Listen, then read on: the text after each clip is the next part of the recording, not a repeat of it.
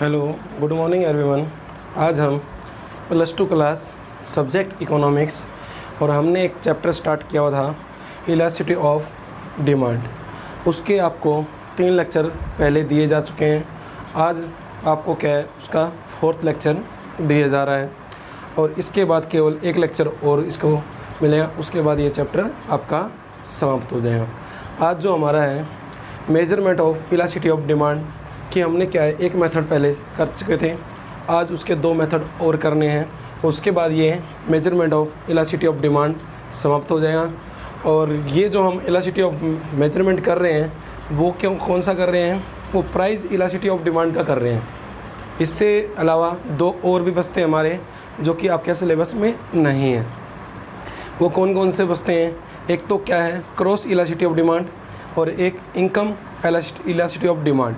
तो आज हमारा ये 2 टॉपिकों पे हमें बात करनी है। एकदम आसान है, थोड़ा सा आप सिस्टमेटिक अच्छी तरह से देखोगे तो आपको यही क्या है वो याद भी हो जाएगा। ठीक है, तो पहला हमारा जो है इलास्टिसिटी ऑफ डिमांड मेजरमेंट करने का मेथड है वो है टोटल एक्सपेंडिचर या टोटल आउटले मेथड। इसका मतलब है कुल व्यय विधि। ठीक है, हम क्या है जो इलास्टिसिटी ऑफ डिमांड है वो एक्सपेंडिचर के आधार पे हम क्या है डिसाइड करते हैं कि आपकी जो इलास्टिसिटी ऑफ डिमांड है वो इकाई से ज़्यादा है, इकाई से कम है या इकाई के बराबर है। ठीक है, तो वो कैसे पता करते हैं उसके बारे में आज आपके साथ क्या है उसका डिस्कशन करना है। और आशा की जाती है कि आप भी इसको क्या अच्छी तरह से आप क्या अंडरस्टैंड कर पाओगे। ठीक है, तो सबसे पहले तो ये होता है इसका मीनिंग क्या है, मीनिंग ऑफ क्या है टोटल एक्सपेंडिचर मेथड। ठीक है, तो इसे किसने क्या है ड्राइव किया, तो इसको ड्राइव करने वाले भी क्या है डॉक्टर मार्शल थे। कौन थे? मार्शल थे। इस विधि को या इस मेथड को किसने क्या है रिप्रेजेंट किया या इसको फर्स्ट टाइम क्या है ड्राइव किया, डॉक्टर मार्शल ने इसको क्या है पहली बार क्या है लोगों के बीच में क्या है इसे रिप्रेजेंट किया या ड्राइव किया। ठीक है, इसके प्रतिपादक कौन है? Doctor Marshall. अब इसमें डॉक्टर मार्शल ने क्या बताया आपको, डॉक्टर मार्शल ने ये बताया इसमें हम क्या है किसी भी वस्तु की मांग की लोच इलास्टिसिटी ऑफ डिमांड का जो मेजरमेंट करते हैं वो उस वस्तु पर किए जाने वाले एक्सपेंडिचर के बेस पर करते हैं। जब किसी वस्तु की कीमत कम या ज़्यादा करते हैं तो उसके एक्सपेंडिचर पर क्या इफेक्ट पड़ता है और किस दिशा में उसका एक्सपेंडिचर हो रहा है। दिशा का मतलब मैं ये कह सकता हूँ कि उसका बढ़ रहा है एक्सपेंडिचर या घट रहा है, दिशा से यहाँ पर ये मतलब है। तो हमें क्या करते हैं जब किसी वस्तु की कीमत जो है वस्तु की जो प्राइस है वो या तो क्या होंगे इंक्रीज़ होंगे या डिक्रीज़ होंगे, उसके कारण हमारे टोटल एक्सपेंडिचर पर क्या इफेक्ट पड़ा, या तो आपके टोटल एक्सपेंडिचर बढ़ेंगे या घटेंगे या बराबर रहेंगे। 3 ही होते हैं, 3 ही केस बनते हैं। तो हमें यही देखना होता है कि हमारी वस्तु जो कमोडिटी के जो प्राइस है वो इंक्रीज़ या डिक्रीज़ करने से हमारे एक्सपेंडिचर पे क्या इफ़ेक्ट पड़ता है, उसकी क्या डायरेक्शन रहती है। डायरेक्शन का मतलब मैं ये कह सकता हूँ कि इंक्रीज़ हुए, डिक्रीज़ हुए या वो सेम टू सेम वैसे रहे जितने पहले करते थे। तो डॉक्टर मार्शल ने इसी के आधार पर क्या है इस विधि का प्रतिपादन किया है। एकदम आसान है, बस 10 मिनट लगेंगे आपको अंडरस्टैंड करने में। अब करते हैं, मीनिंग आपको समझ में आ गया होगा कि डॉक्टर मार्शल ने क्या है वह विधि या टोटल एक्सपेंडिचर मेथड को क्या है ड्राइव किया और उन्होंने क्या है उस वस्तु पर किए जाने वाले एक्सपेंडिचर के आधार पर क्या है मांग की लोच का पता किया कि कीमत की किसी वस्तु की कीमत में परिवर्तन होने के कारण उसके व्यय में किस दिशा का परिवर्तन हो, किस दिशा में परिवर्तन होता है, उसके आधार पे हम मांग की लोच पता करते हैं। मांग की लोच क्या होती है? 3 प्रकार की होती है नॉर्मली, इकाई के बराबर, इकाई से अधिक और इकाई से कम। ठीक है, तो ये 3 होती है। तो मैं इसका अभी आपको एग्जांपल देके बताऊंगा अलग अलग। तो पहले हमारा कौन सा होगा? पहला हमारा होगा इकाई से इकाई के बराबर। इकाई के बराबर का मतलब हुआ इलास्टिसिटी ऑफ इक्वल टू 1। अब ये कब होता है? पहले मैं लिखता हूँ यहाँ पर कीमत, क्वांटिटी और एक्सपेंडिचर। ठीक है, इसकी कीमत पहले कितनी थी? 2 रुपये। कितनी खरीदते थे? 4। टोटल एक्सपेंडिचर कितना हुआ, इसको मल्टीप्लाई कर लोगे तो आ जाएगा टोटल एक्सपेंडिचर, ठीक है 8 हुआ। यदि इसकी वस्तु क्या है कि कीमत कम कर दिया जाए 1, तो इसकी क्वांटिटी बढ़ेंगी या नहीं बढ़ेंगी। लो ऑफ डिमांड हमें ये कहता है कि जब भी किसी कमोडिटी के जो प्राइस डिक्रीज़ किए जाते हैं तो उसकी क्वांटिटी इंक्रीज़ हो जाती है, उसे ज़्यादा खरीदा जाता है। तो ज़्यादा खरीद रहा है वो कितना है 8, टोटल एक्सपेंडिचर 8। तो सबसे पहली जो हमारा केस उठ कर आ रहा है, इकाई के बराबर कब होता है, जब किसी वस्तु की कीमत में परिवर्तन होने पर। जब हम किसी वस्तु की कीमत में परिवर्तन करते हैं, उसकी कीमत घटा भी सकते हैं और बढ़ा भी सकते हैं, तो उसकी मांग पर इस प्रकार प्रभाव पड़ता है कि उस वस्तु पर किए जाने वाला व्यय क्या रहे, स्थिर रहे। स्थिर का मतलब फिक्स रहे।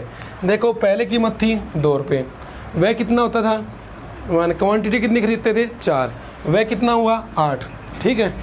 कीमत कम कर दी 1, कीमत कम करते ही आपकी डिमांड बढ़ेगी, सीधी सी बात है। वस्तु सस्ती तो हम ज़्यादा मांग करते हैं।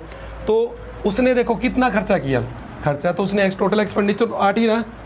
तो डॉक्टर मार्शल ने ये कहा कि जब किसी वस्तु की कीमत कम होती है तो उसकी क्वांटिटी में इस प्रकार परिवर्तन होता है कि उस वस्तु पर क्या है किए जाने वाला व्यय क्या रहे, स्थिर रहे। ये बात समझ में आ गया। तो ये पहला हमारा मेथड था। तो यहाँ पर मांग की क्या है, जो लोच है वो इकाई के बराबर। इकाई से ज़्यादा में क्या होगा, ये हमारा पहला केस। दूसरे केस में क्या होता है, कीमत हमारी मान लीजिए यहाँ हम कीमत लेंगे, यहाँ पर टोटल एक्सपेंडिचर। जब किसी वस्तु की कीमत में परिवर्तन होने पर उस वस्तु पर किए जाने वाले व्यय पर क्या इफेक्ट पड़ता है, जब किसी वस्तु की कीमत कम होना तो उसका व्यय बढ़ेगा इकाई से अधिक में। डॉक्टर मार्शल ने ये कहा कि जब किसी वस्तु की परिवर्तन होने पर उसकी मांग में इस प्रकार परिवर्तन होता है कि उसके व्यय पर कैसा इफेक्ट पड़े, जब किसी वस्तु की कीमत कम करते हैं ना तो उसका व्यय बढ़ता है। बस देखो कीमत कितनी है, क्वांटिटी मान लीजिए कितनी, क्वांटिटी आप ये मान लो प्राइस कितना 2, क्वांटिटी कितनी 4, कितना व्यय कर रहे हैं हम 8 कर रहे हैं ना।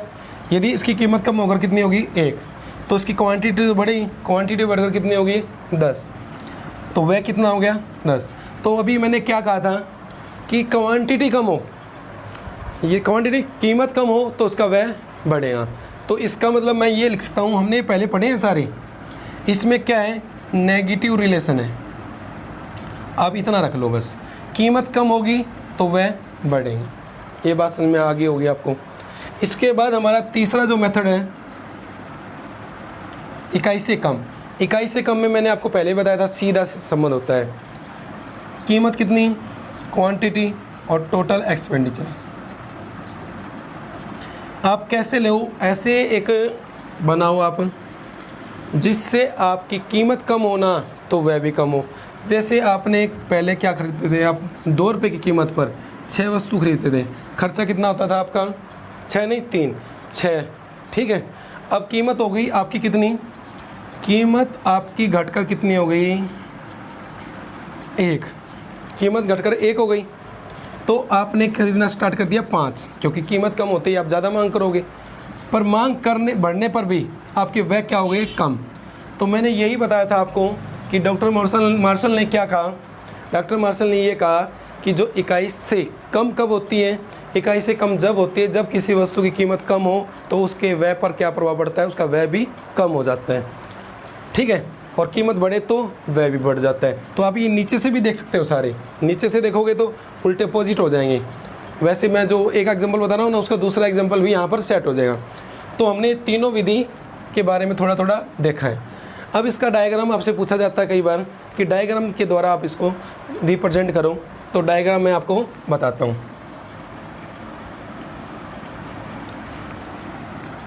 डायग्राम में क्या है देखो, पहले डायग्राम से बेस्ट है, मैं आपको एक चीज़ बताता हूँ, तीनों का एक टेबल बना देता हूँ आपके लिए मैं।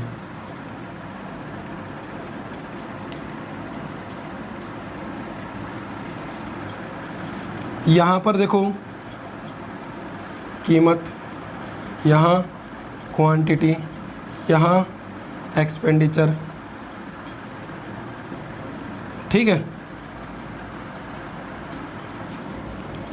यहाँ पर केस बना देते हैं हम, इकाई के बराबर, यहाँ इकाई से अधिक और यहाँ पर इकाई से कम। अब इसमें भी 2 बॉक्स बनाने पड़ेंगे ऐसे, ठीक है। ये ऐसे बड़े बना लो तो आपको अलग अलग दिखेंगे, ठीक है। देखो इसमें कीमत कितनी थी, 2, 4 खरीदा था। एक्सपेंसेस कितने, एक्सपेंसेस आपके रहे कितने, 8। कीमत 1 तो 8, एक्सपेंसेस 8, नो चेंज, रिलेशन कुछ भी नहीं, ठीक है। अब इसमें क्या बताया था मैंने आपको, इसमें हम करेंगे कीमत 2, खरीद रहा कितने, 4, खर्चा कितना हुआ, 8, कीमत 1, खरीदने कितने स्टार्ट कर दी उसने, 10, वह यहाँ पर चेंज, ठीक है। चेंज होगा और कैसा होगा कि कीमत के घटने पर वह बढ़ेंगे, उल्टे रिलेशन, नेगेटिव रिलेशन, और किस में, कीमत और एक्सपेंडिचर में, ठीक है। इसके बाद देखो यहाँ पर 2, 3, 6 या 1 और 5, 5 यहाँ पर भी क्या है, पॉजिटिव रिलेशन। यहाँ कौन सा रिलेशन है, पॉजिटिव रिलेशन है, मैं लिख दूँ P, पॉजिटिव, किसमें, कीमत और एक्सपेंडिचर में। अब मैं आपको इसका डायग्राम बताता हूँ, अब आपको डायग्राम समझ में आया इसका, ठीक है। डायग्राम बनाने के लिए देखो OX पर हमने क्या है, रिप्रेजेंट किया है टोटल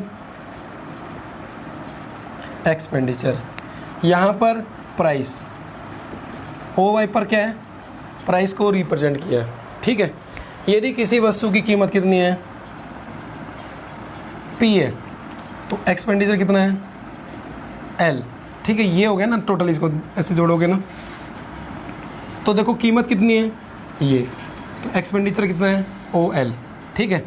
अभी कीमत बढ़ा दो इसकी, प्राइस इसकी इंक्रीज़ कर दो, P1 कर दो, कितना कर दो, P1, P1 कर दिया, ये L1 हो गया, मान लीजिए L1 कर दो, M कर दो, चलो M कर दो, इसको भी P1 की बजाय क्या कर दो, इसको कर दो क्यों, कर ये क्यों नहीं, A कर दो, चलो। यदि पहले कीमत कितनी थी, OP, तो एक्सपेंसिव कितना था, PL या OL, ठीक है। अब यदि कीमत बढ़ा दी जाए, कीमत OP से बढ़ाकर कितनी की जाए, OA कर दी जाए, तो एक्सपेंसेस क्या हो जाते हैं, PL से चेंज होकर क्या है, AM हो जाता है। क्या इसमें चेंज हुआ, ये तो सेम है ना हमारे, तो यहाँ पर इलास्टिसिटी ऑफ डिमांड क्या है, इकाई के बराबर। क्या बताया था, जब किसी वस्तु की कीमत में परिवर्तन होने पर उसके व्यय पर कोई प्रभाव ना पड़े, उस समय इलास्टिसिटी ऑफ डिमांड क्या होती है, इकाई के बराबर। तो इस पोर्शन के अंदर, ये जितना भी पोर्शन है, यहाँ पर इलास्टिसिटी ऑफ डिमांड क्या है, इकाई के बराबर है। यदि अब देखो ऊपर ले, कीमत और बढ़ा दो, कीमत बढ़ाकर कर दो इसकी G कर दो, कितनी कर दी, G, कीमत OA से बढ़ाकर कीमत कितनी कर दी, OG कर दी। OG करने पर क्या है हुआ, ऐसे डायग्राम बन गया, ठीक है। ये बन गया, ये किस पर कट कर रहा है, मान लो ये कट कर रहा है, मान लो N पर, N नहीं लिया ना हमने, N पर कट कर रहा है, ये आपका मान लो आगे चला गया। अब यहाँ पर देखो इस पॉइंट पर, इस एरिया पर इलास्टिसिटी ऑफ डिमांड क्या है, अब बताता हूँ। मैंने क्या कहा था, जब किसी वस्तु की कीमत बढ़े और उसका व्यय कम हो जाए, हो गया ना, देखो नेगेटिव रिलेशन, कीमत प्लस में और एक्सपेंसेस पे क्या इफेक्ट पड़ा, कम, क्योंकि देखो कीमत तो बढ़ रही है और एक्सपेंसेस क्या है, कम हो रहे हैं ना। यहाँ से ये इसको खींचते जाओगे ऐसे, तो जब एक्सपेंसेस और कीमत में कौन सी रिलेशन हो, नेगेटिव, तो कौन सी होती है इलास्टिसिटी ऑफ डिमांड, इकाई से अधिक। यहाँ पर क्या है, इकाई से अधिक है। इसी के बाद दूसरा केस और बनता है हमारा, दूसरा केस बनता है यहाँ पर, ठीक है। यहाँ पर क्या है, कीमत कम कर दी जाए, OP से घटाकर OP1 कर दिया जाए, तो एक्सपेंसेस PL से घटकर कितना हो जाता है, P1L1। अब यहाँ पर देखो क्या रिलेशन हुआ, कीमत कम और एक्सपेंसेस भी कम, पॉजिटिव रिलेशन हो गए ना यहाँ पर। और पॉजिटिव रिलेशन किस में होते हैं, मैंने बताया था आपको, किस में पॉजिटिव रिलेशन होते हैं, इकाई से कम में। तो आप ऐसे रिप्रेजेंट कर सकते हो इसको। आपको बस क्या है, आपको इसको एक्सप्लेन करना है, एक्सप्लेन करते जाओगे आपका क्या है ये सोल्व होता चला जाएगा। एक चीज़ और मैं बताता हूँ ये जो होती है इकाई के बराबर होती है, इसे हम लोचदार भी कहते हैं। क्या कहते हैं? लोचदार। ठीक है, यह इकाई भी लिख देते हैं कई बार, इकाई लोचदार। ठीक है, इसे कहते हैं इकाई बेलोचदार। आपको क्वेश्चन में कई बार मिलेगा इकाई से लोचदार, इकाई से बेलोचदार। आप सोचोगे बेलोचदार कैसे आ गया, इकाई से कम या इकाई से अधिक आना था। जो इकाई से कम होता है उसे हम इकाई बेलोचदार भी कहते हैं। ठीक है, इसको बस आपने एक्सप्लेन करना है, उसके बाद ये आपका क्या है टॉपिक कंप्लीट हो जाता है। इसके बाद हमारा एक और रह गया है, इसके बाद रह गया हमारा क्या है, पॉइंट इलास्टिसिटी ऑफ डिमांड। ये इसका क्या है, लास्ट मेथड है पॉइंट इलास्टिसिटी ऑफ डिमांड। इसको दो नामों से और भी जानते हैं, एक तो होता है ग्राफिक मेथड से और एक जियोमेट्रिक मेथड से। ज्यामिति विधि या बिंदु लोच विधि बहुत ज़्यादा पूछी जाती हैं। बच्चे क्या है, दो तो याद कर लेते हैं बट तीसरी याद नहीं करते हैं, वो सोचते हैं ये मुश्किल है, वैसे यहाँ आते नहीं, दो याद कर ले। तो इसका क्या है, पॉइंट इलास्टिसिटी ऑफ डिमांड का मतलब है बिंदु लोच विधि। इसको दो नाम से और भी जानते हैं, ग्राफिक मेथड या जियोमेट्रिक मेथड। ठीक है, इसमें क्या होता है, इसमें मांग की लोच को निकालने के लिए हम क्या, किसी एक विशेष बिंदु का मांग की लोच निकालने के लिए किसी विशेष बिंदु को क्या बनाया जाता है, एक बेस बनाया जाता है, या किसी मांग होकर के विशेष बिंदु पर हमें लोच ज्ञात करनी है तो इस विधि का प्रयोग किया जाता है। जो हमारा मांग करा होता है ना, ये वाला ऐसे होता है, हमें यहाँ पर लोच पता करनी है, यहाँ लोच पता करनी है, यहाँ लोच पता करनी होती है। तो जो बिंदु लोच विधि क्या होती है, तो मांग वक्र, किसी विशेष मांग वक्र के विशेष बिंदु पर हमें मांग की लोच पता करनी है तो उस समय क्या है, बिंदु लोच विधि का क्या है प्रयोग में लाया जाता है। इसमें क्या होता है, इसमें आपका एक मांग वक्र ऐसा होता है, ओ एक्स पर क्या क्वांटिटी, ओ वाई पर क्या है प्राइस। ये आपका डिमांड करा हुआ है, मान लीजिए ए और बी। ठीक है, ए बी मांग वक्र है और आप क्या है यहाँ पर किसी विशेष बिंदु पर, यहाँ पर भी निकाल सकते हो, यहाँ पर भी निकाल सकते हो, मांग की लोच क्या है ज्ञात करना चाहते हो। तो हमें क्या करना होता है कि जहाँ पर भी मांग की लोच को ज्ञात करना चाहते हैं वहाँ पर एक कट कर लेते हैं। मान लीजिए इसका मिड पॉइंट पे कर लेते हैं फिलहाल, तो मिड पॉइंट एम है, तो यहाँ पर क्या है उस पर एक जो मांग वक्र होता है उस मांग वक्र पर हम क्या है एक बिंदु लगा लेते हैं, चिन्ह लगा लेते हैं, एक डॉट कर लेते हैं। उसके कारण मांग वक्र क्या है दो हिस्सों में बढ़ जाता है। देखो, एक तो मांग वक्र आपका ये वाला हो गया, एक ये वाला हो गया, ये तो आपका अपर सेगमेंट हो गया, तो ये लोअर सेगमेंट हो गया। आपका मांग वक्र क्या है किसी बिंदु के बाद क्या है दो भागों में बढ़ जाता है। तो यहाँ पर क्या किया जाता है, मांग की लोच पता करने के लिए क्या किया जाता है जो नीचे वाले हिस्से को ना, जो लोअर सेगमेंट है उसको अपर सेगमेंट से क्या है डिवाइड किया जाता है। नीचे वाले हिस्से को ऊपर वाले हिस्से से क्या है भाग दिया जाता है। मान लीजिए हम यहाँ निकालना चाहते हैं किस बिंदु पर, एम बिंदु पर। तो ये देखो, ये मिड पॉइंट है, मान लीजिए ये रेखा पूरी 100 थी, हमने इसका मिड पॉइंट निकाला तो ये 50 और नीचे वाला हिस्सा भी कितना होगा 50। ये देखो, नीचे वाला हिस्सा भी 50 और ऊपर वाला हिस्सा भी 50, तो 50 से 50 कट गया, तो इलास्टिसिटी ऑफ डिमांड का क्या होगी इकाई के बराबर। तो आपके क्या है बिंदु इलास्टिसिटी ऑफ डिमांड पर क्या होगी, मिड पॉइंट पर क्या इलास्टिसिटी ऑफ डिमांड क्या होती है इकाई के बराबर होती है। ठीक है, अभी इसका और पढ़ते हैं हम। कई बार मांग वगैरह सीधी रेखा का भी होता है, लाइनर कर्व भी होता है डिमांड, और कई बार क्या नॉन लाइनर कवर भी कर्व होता है। ठीक है, मांग वक्र सीधा हो भी सकता है और नहीं भी सकता है। तो हमें यही पता करना है आज कि सीधा है कब है। ठीक है, तो देखिए ये आपका मांग वक्र सीधा है, जब मांग वक्र सीधा हो, ओ एक्स पर क्या है क्वांटिटी, ओ वाई पर क्या है प्राइस। ये आपका एक मांग वक्र है। ठीक है, ये मान लीजिए ए और बी है। ठीक है, इसका मिड पॉइंट पे देखो, ये इसका मिड पॉइंट है एम बिंदु पर। यहाँ पर मांग की लोच क्या होगी इकाई के बराबर। क्यों, मान लीजिए ये 100 है, तो यहाँ पर किस पर इलास्टिसिटी ऑफ डिमांड, किस पर एम बिंदु पर। देखो, ये नीचे वाला हिस्सा कौन सा है एम बी, और ऊपर वाला हिस्सा कौन सा है एम ए, और ये बराबर है मान लीजिए 50-50 हमने अभी किया था, तो यहाँ पर इकाई किलोज क्या है, 1 के बराबर है। अब आपकी यहाँ पर आएंगे, यहाँ पर यदि यहाँ पर आप निकालना चाह रहे हो तो इसके नीचे तो कुछ है ही नहीं, तो इलास्टिसिटी ऑफ डिमांड कहाँ निकाल रहे हो आप, इलास्टिसिटी ऑफ डिमांड निकाल रहे हो आप बी पॉइंट पर। तो देखो नीचे तो कुछ है ही नहीं, और ऊपर क्या है मान लीजिए ये बी ए या ए बी कर लो। देखो मैंने ये कहा था ये 100 है मान लीजिए, तो ये 100 है और नीचे क्या है 0, तो आपका आंसर क्या आएगा, आपका आंसर आप बताओ क्या आएगा, आपका आंसर आएगा 0, क्योंकि 0 को 100 से डिवाइड करोगे तो 0 आएगा। तो इलास्टिसिटी ऑफ डिमांड यहाँ पर क्या है आपकी 0।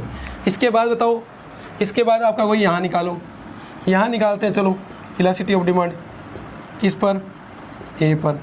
अब ए पर निकालने हैं, चलो ए पे निकाल रहे हो तो आप क्या करोगे, नीचे वाला हिस्सा देखो यहाँ पर, नीचे वाला हिस्सा तो यहाँ पर है, यहाँ पर कट करिए आपने नीचे वाला और ऊपर वाला।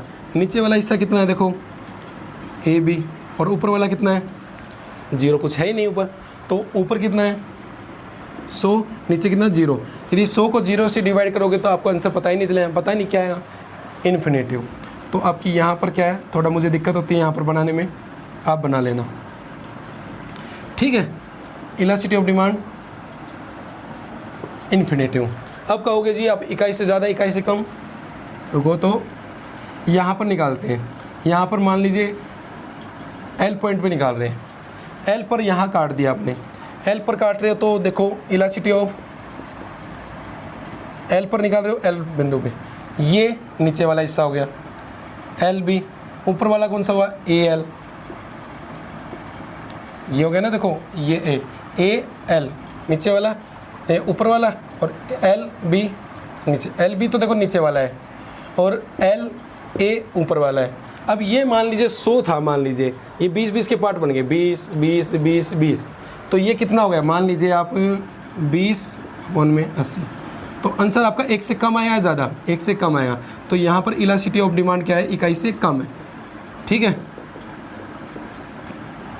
और यहाँ पर काटना है, मान लीजिए आपको यहाँ निकालना है इस बिंदु पर, किस पे, मान लो ये है एस पर, तो एस के बाद देखो आपका इलास्टिसिटी ऑफ डिमांड एस पर निकालना चाहते हो, तो नीचे वाला हिस्सा एस बी, ऊपर वाला एस ए। अब ये हिस्सा देखो मान लीजिए 20-20 के पेयर बनाए हुए हैं, 20-20-20-20, तो ये कितना हो गया मान लो, ये हो गया आपका 20-20-20, 60 हो गया मान लीजिए, और ये ऊपर कितना बच गया 20। तो आंसर 1 से ज़्यादा आ रहा है, 1 से कम आ रहा है, 1 से ज़्यादा आ रहा है, इसलिए इलास्टिसिटी ऑफ इकाई से ज़्यादा, तो यहाँ पर आपकी इकाई से ज़्यादा होगी, ठीक है। इसके बाद देखिए मैं आपको बता देता हूँ एक चीज़ और,